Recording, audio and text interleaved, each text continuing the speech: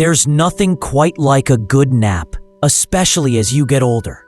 For many people over 60, an afternoon nap feels like a little slice of heaven, a break from the day, a recharge for the body, and a comfort that becomes more common with age.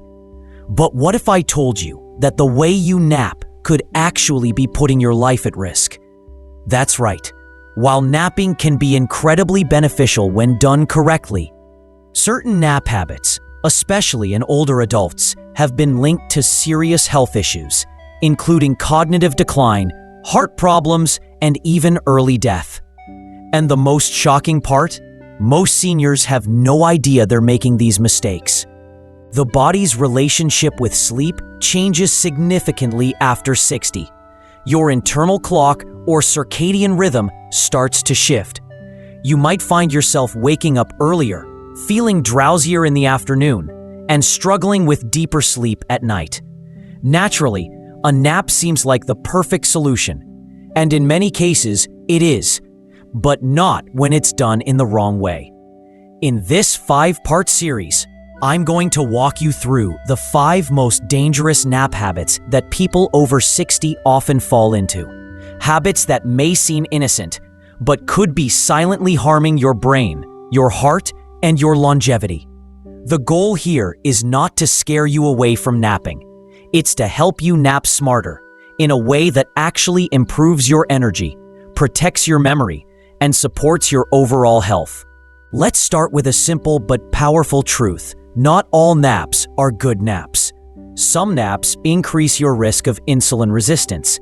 Others disrupt your nighttime sleep and lead to chronic fatigue. Some are even associated with increased inflammation and blood pressure. The key difference? It's all in the timing, duration, position, and frequency of your naps. Now, if you've ever thought, "I'll just lie down for a minute and end up sleeping 2 hours. I can't sleep at night, so I nap during the day to catch up. I take naps right after eating. I always feel so full and sleepy." Then you're not alone. And you might be doing more harm than good without even realizing it. Throughout this video, we'll dive into why long naps over 30 minutes can lead to heart strain and grogginess, how napping too late in the day ruins your circadian rhythm, the hidden danger of napping in your recliner or couch, why napping after meals may harm your digestion and raise blood sugar, the surprising link between daily napping and increased dementia risk. But we won't just cover what to avoid. We'll also give you practical solutions. How to nap the right way, the ideal nap length, the best time to nap, and even how to wake up feeling more refreshed, not more tired. So if you or someone you love is over 60 and relies on naps to function or feel better, keep watching, because just a few small changes could be the difference between a healthy recharge and a silent threat to your health. Napping too long, when more sleep becomes a silent threat. Let's talk about the most common and perhaps most dangerous napping habit among older adults: sleeping too long during the day. If you're over 60 and often find yourself dozing off for an hour or more, this might feel natural, especially if you didn't sleep well the night before. But what many seniors don't realize is that long naps can actually do more harm than good, especially when they stretch beyond 30 minutes. Here's why. Your body and brain follow a rhythm, what scientists call the ultradian rhythm, which influences energy cycles throughout the day. A short nap of 10 to 20 minutes fits neatly within this cycle and allows your brain to refresh without entering deep sleep.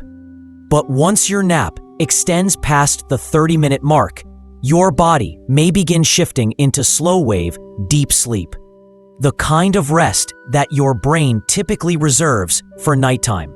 The problem?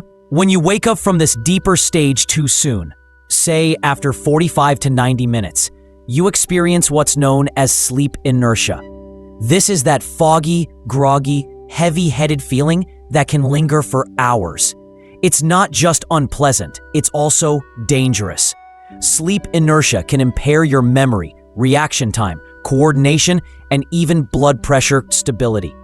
For seniors, this increases the risk of falls, confusion, and cardiovascular strain. Studies have confirmed the risk.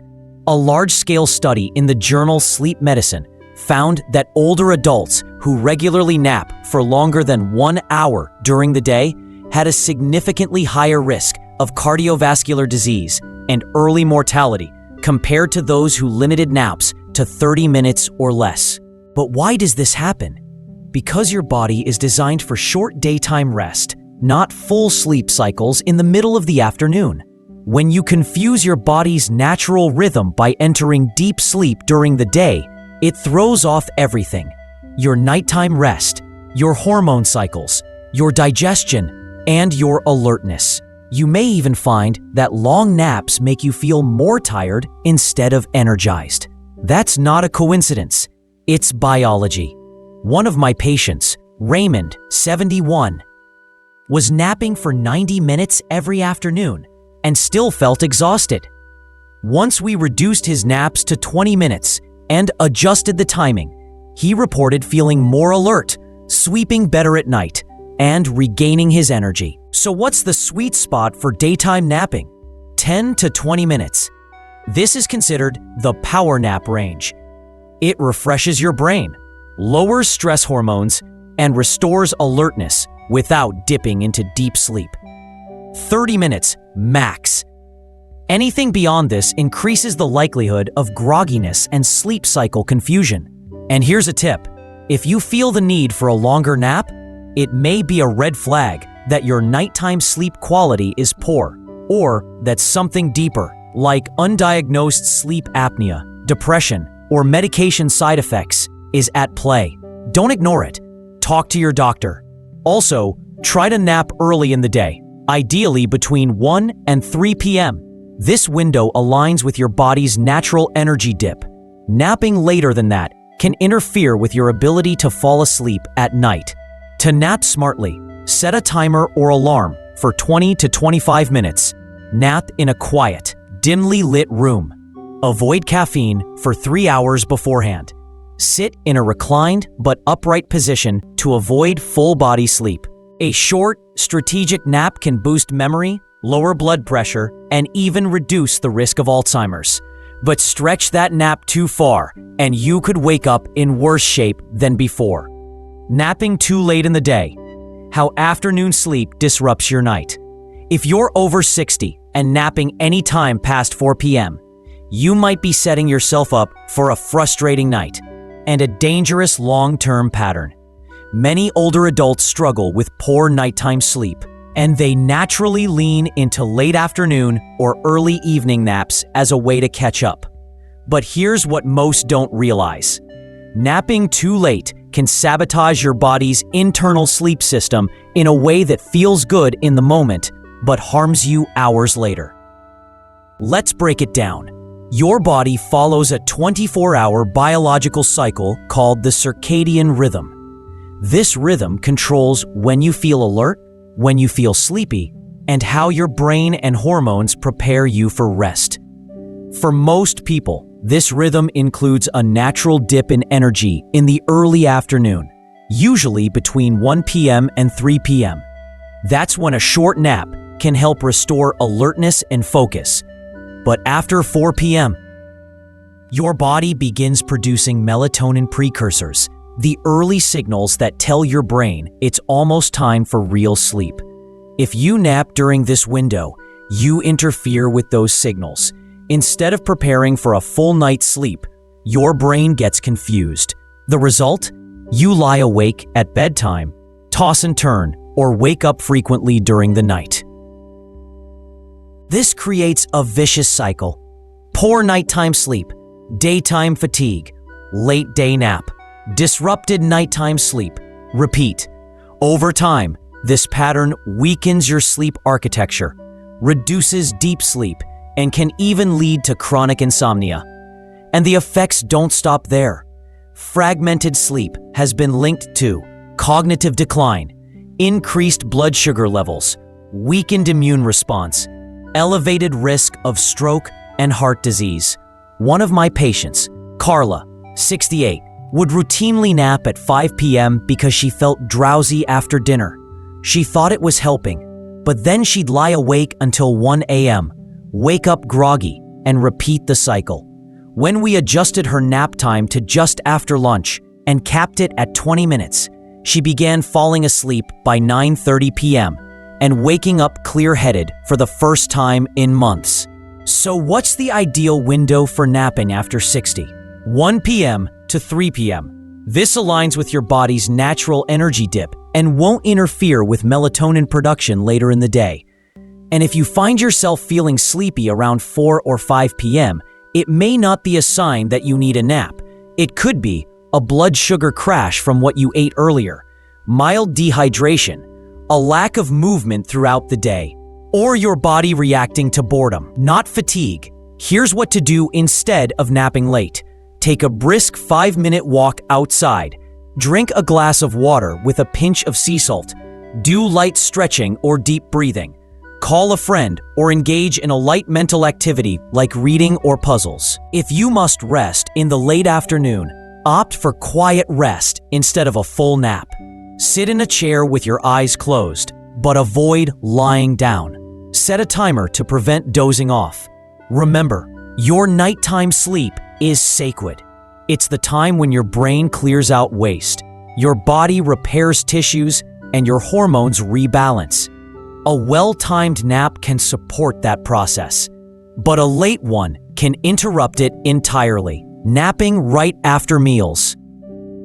How this common habit damages your digestion and heart. After a big lunch or dinner, the couch starts calling. You feel heavy, your eyelids get droopy, and the idea of a quick nap sounds irresistible. For many seniors, this becomes a daily habit. Eat, nap, repeat. But here's the problem. Napping immediately after eating can quietly wreak havoc on your body in ways that go far beyond a little indigestion. Digestion is an active, energy-intensive process. When you eat, your body diverts blood to your stomach and intestines to help break down and absorb nutrients. It's a coordinated effort involving digestive enzymes, muscle contractions, and temperature shifts. But when you lie down or fall asleep right after eating, you disrupt this process. Food moves more slowly. Stomach acid can back up into the esophagus. Nutrients aren't absorbed as effectively. And your heart rate and blood pressure don't get the regulation they need post-meal. Over time, this habit leads to a list of problems: gastroesophageal reflux, GERD. Lying down after a meal makes it easier for stomach acid to escape into the esophagus, causing heartburn, chest discomfort, and even coughing. Bloating and indigestion. The slowed digestion results in fermentation of food in the gut, leading to gas, discomfort, and sluggishness. Blood sugar spikes. Sleeping right after eating impairs glucose metabolism, especially in those with insulin resistance or prediabetes. Increased fat storage. Your body interprets inactivity post-meal as a cue to store excess calories as fat. Heart strain. A study published in the Journal of the American College of Cardiology showed that people who regularly nap within 1 hour of eating are at higher risk of hypertension and cardiac stress. One of my clients, Tom, 73, had developed a routine of eating dinner around 7 p.m., watching TV for 30 minutes, and then falling asleep in his recliner. He'd often wake up at midnight, feeling bloated, sweaty, and restless. His blood sugar readings were climbing. Once we moved his dinner earlier and had him stay upright and lightly active for at least 45 minutes post-meal, his digestion improved, and so did his sleep. So what should you do instead of napping after meals? Stay upright for at least 45 to 60 minutes. Walk around the house, wash dishes, or simply sit with good posture. Take a light stroll. A 10 to 15-minute walk after a meal can improve digestion, lower blood sugar, and support heart health. Do light stretching. Simple standing stretches help keep your body in motion without overexertion. Drink warm water or herbal tea. This helps support digestion and keeps your body gently alert. If you absolutely must rest after a meal, avoid lying flat. Sit in a reclining chair with your head elevated and set a timer to avoid falling asleep. Try to limit this to passive resting, not actual napping. Also, keep your meals lighter in the evening. A large, heavy dinner will naturally increase the temptation to nap, while a light, balanced plate can leave you feeling satisfied but energized. The key takeaway? Digestion and sleep are both essential, but they don't mix well at the same time. If you want better gut health, steadier blood sugar, and improved heart function, create a clear buffer between meals and naps. Napping every day, the surprising link to dementia risk in seniors. For many people over 60, daily naps seem like a harmless and even healthy habit. After all, if you feel tired in the afternoon, isn't it smart to rest? But here's the shocking reality. Frequent daytime napping has been linked in multiple studies to a significantly increased risk of cognitive decline and dementia, especially when those naps become a regular pattern. This doesn't mean every nap is dangerous. It means that how often, how long, and why you nap may offer clues about what's going on in your brain, and whether early warning signs of neurodegenerative issues are quietly emerging. A landmark study published in Alzheimer's and Dementia, the Journal of the Alzheimer's Association, tracked over 1,000 older adults and found that those who napped daily had a 40% higher chance of developing Alzheimer's disease within a few years compared to those who napped only occasionally. Even more striking, those whose napping habits increased significantly year over year showed even greater decline. Why does this happen? Researchers believe excessive daytime sleepiness may be a symptom, not just a cause, of early brain changes. The brain's sleep-wake regulation centers are among the first regions affected in Alzheimer's. So, if you find yourself feeling unusually tired during the day, despite getting enough sleep at night, it may be a signal that your brain is struggling to maintain alertness. Additionally, long or frequent naps can lead to disrupted nighttime sleep. Poor rest at night leads to more daytime sleepiness, and the cycle continues. Reduced brain stimulation. The less you're awake and engaged, the fewer opportunities your brain has to stay sharp. Isolation and inactivity. Daily napping often replaces social activity, exercise, or hobbies, all proven to protect against cognitive decline. One of my patients, Denise, 75, was napping every day for nearly 2 hours. She claimed it made her feel refreshed, but her memory was declining, and her sleep quality at night was poor. We ran a cognitive screening and caught early signs of mild cognitive impairment. With support, she began replacing her nap with a short walk, more sunlight, and mentally stimulating games, and her test scores stabilized within 6 months. So what should you watch for? Red flags that your nap habit may be hurting your brain. You nap more than once a day. You nap for over 30 to 60 minutes regularly. You feel more tired after waking up from a nap. You wake up disoriented or confused. You rely on naps to function daily. Your nighttime sleep is increasingly fragmented. If any of these apply to you, talk to your doctor about a cognitive screening or sleep quality evaluation. Sometimes, excessive sleepiness may be linked to sleep apnea, depression, medication side effects, or neurodegeneration. The key is catching it early. What should you do instead of napping every day? Prioritize good nighttime sleep. Aim for 7 to 8 hours of consistent quality rest. Use bright light in the morning. This resets your brain's natural alertness. Stay mentally active. Read, do puzzles, or have a stimulating conversation instead of dozing off. Get moving. Gentle exercise like walking or Tai Chi increases blood flow to the brain. Limit naps to 2 to 3 times a week and keep them short, 20 minutes max. Remember, your brain needs stimulation just as much as it needs rest. Too much of either, especially in the form of daily napping, can disrupt the delicate balance required for long-term cognitive health. This concludes our 5-part series on